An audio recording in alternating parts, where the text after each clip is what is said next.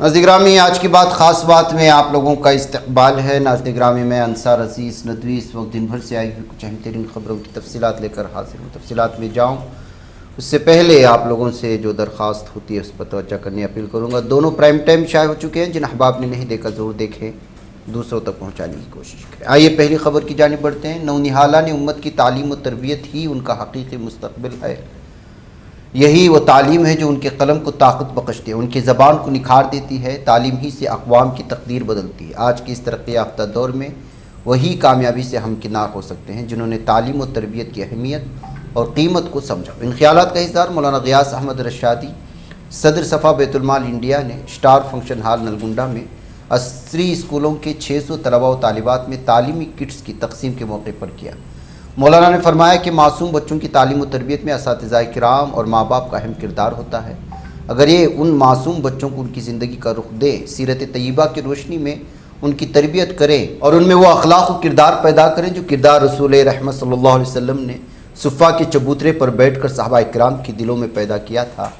اس اجلاس میں بطور مہمان خصوصی مولانا سید احسان الدین رشادی، صدر جمعیت علماء تلنگانہ نے بھی خطاب کرتے ہوئے کہا، بچوں کو اخلاق نبوی سے آراستہ کرے صلی اللہ علیہ وسلم، اور ان کو وہ پیارا ماحول دے جس ماحول سے وہ ایک اچھے اور سچے انسان بن سکے۔ شہر کے عمائدین نے بھی شرکت و خطاب کیا اور مولانا حامد الدین قاسمی کی کوششوں کی سارے ہی مقررین نے سراہتے ہوئے قابل صد تحسین و تقریر قرار دیا۔ صدر اجلاس کی دعا اور تعلیمی کٹس کی تقسیم سے اس اجلاس کا اختتام ہوا۔ ناظرین گرامی، رام مندر عطیات چوری معاملے کی تحقیقات میں مصروف ایودھیا پولیس کو 3 ملزمان کی ریمانڈ مل گئی ہے۔ عدالت نے اس معاملے میں 3 ملزمان کو 1 دن کے پولیس ریمانڈ پر بھیج دیا ہے۔ پولیس اب تینوں سے پوچھ تاچھ کر کے چوری کی گئی رقم، بینک کھاتوں میں ہوئے لین دین اور دیگر مالیاتی پہلوؤں کی تحقیقات کرے گی۔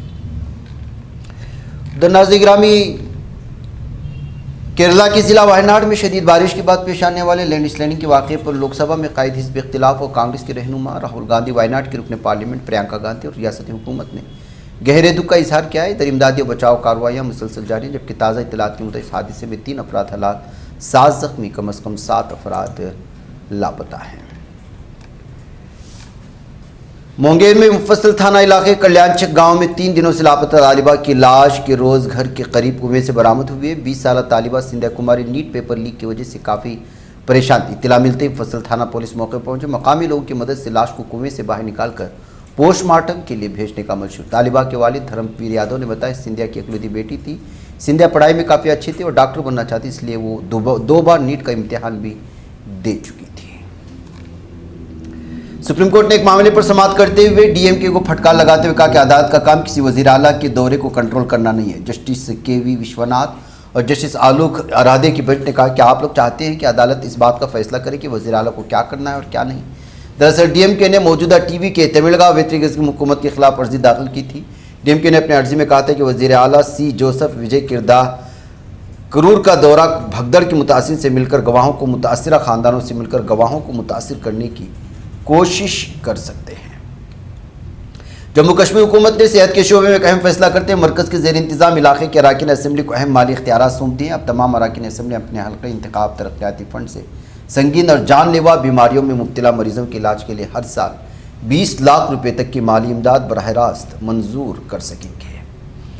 ادھر ناظرین گرامی، شری رام جنم بھومی تیرتھ کھیترا ٹرسٹ نے کل یعنی 6 جولائی کو چمپت رائے کا استعفیٰ قبول کر لیا۔ اب اس پر عام آدمی پارٹی کے قومی کنوینر اروند کیجریوال کا پہلا رد عمل سامنے۔ انہوں نے چمپت رائے کے استعفیٰ کو ناکافی قرار دیتے ہوئے سخت ترین سزا کا مطالبہ کیا ہے۔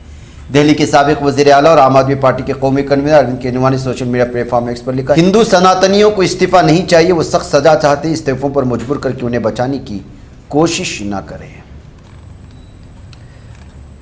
ادھر کونسلر حالت نشے میں بزرگ خاتون کے گھر میں برہنہ داخل ہو کر عصمت ریزی کی کوشش کی خبر سامنے آ رہی ہے۔ ایک کونسلر جسے عوامی نمائندے کے طور پر معاشرے کے لیے ایک مثال بننا چاہیے تھا، آدھی رات کو ہوس کا پجاری بن گیا اور انتہائی گناہونی حرکت کر ڈالی۔ یہ افسوسناک واقعہ ریاست تلنگانہ جنگاؤ ضلع کے اسٹیشن گھنپور منڈل کے چاگلو گاؤں میں منظر عام پر آیا ہے۔ وارڈ کونسلر کا آدھی رات کو ایک بزرگ خاتون کے گھر برہنہ حالت میں گھسنا اور اس کی عصمت ریزی کوشش کرنا پورے علاقے میں شدید سنسنی کا باعث بن گیا ہے۔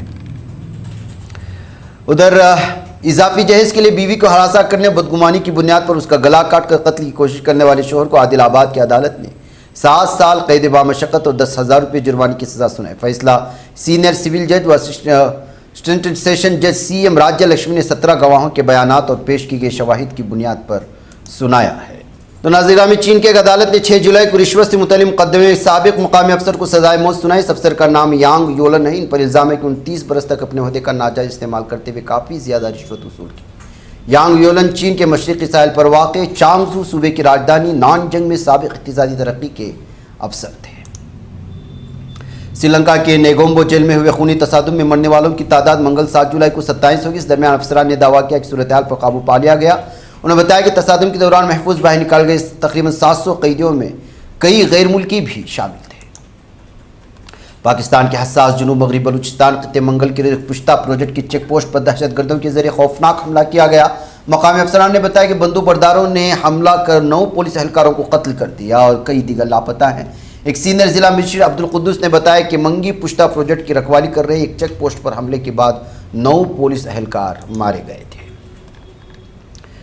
ادھر ناظرین گرامی، اگر امریکی دھمکیاں جاری رہیں تو تہران واشنگٹن کے درمیان کوئی حتمی معاہدہ طے پانے کے لیے مذاکرات شروع نہیں ہوں گے۔ ایران کے وزیر خارجہ نے منگل کو اس بات کا اعلان کیا اور اظہار کیا۔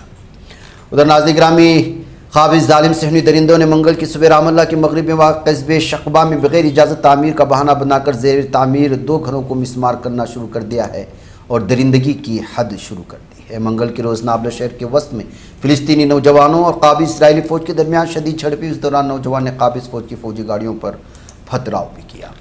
ادھر مصری قومی ٹیم کے کوچ حسام حسن نے غزہ کی پٹی میں فلسطینیوں کے ساتھ اپنی یکجہتی کے پیغام کو دہراتے اس بات پر زور دیا کہ وہ ان کے جینے کے حق کی حمایت پر قائم ہے۔ انسانی موقف ایک ایسے وقت میں سامنے آیا جب ارجنٹائن کے خلاف فیفا ورلڈ کپ 2026 کے راؤنڈ آف 16 کے میچ سے قبل انہیں شدید تنقید کا سامنا ہے، کیونکہ انہوں نے اس سے قبل آسٹریلیا کے خلاف فتح کو فلسطینی عوام کے نام منسوب کیا تھا اور میچ کے بعد فلسطینی پرچم لہرایا تھا۔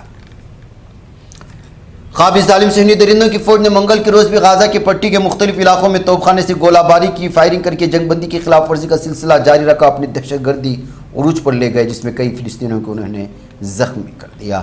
ادھر فلسطینی قبائل، عشائر، خاندانوں کے قومی اتحاد کے سربراہ علاء الدین العقلوق نے مطالبہ کیا ہے کہ نیشنل کمیٹی برائے انتظام غزہ کو فوری طور پر غزہ میں اپنے کام کا آغاز کرنے کے لیے بااختیار بنایا جائے۔ انہوں نے اس بات پر زور دیا کہ سرکاری ایمرجنسی کمیٹی کے تحلیل ہونے کے بعد اب اس میں تاخیر کی کوئی گنجائش باقی نہیں رہی۔ ادھر ناظرین گرامی، اقوام متحدہ کی انسانی حقوق کونسل نے پیر کے روز اسرائیل سے مطالبہ کیا شمالی غزہ کی پٹی میں کمال عدوان ہسپتال کے ڈائریکٹر فلسطینی ڈاکٹر حسام ابو صفیہ کو فوری طور پر رہا کرے۔ کونسل ان کی آزادی کو سلب کرنے کو غیر قانونی اور ظالمانہ قرار دیا ہے۔ ناظرین آج کی بات خاص بات میں اتنا، انشاءاللہ پھر ملاقات۔ السلام علیکم ورحمۃ اللہ وبرکاتہ۔